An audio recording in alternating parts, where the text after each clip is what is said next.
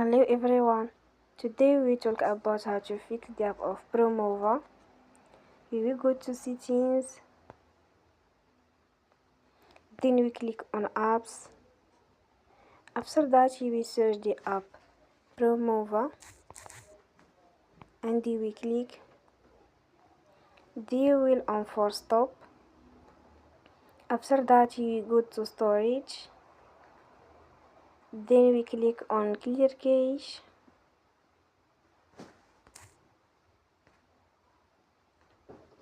In the end, turn your phone and you will recharge your phone again.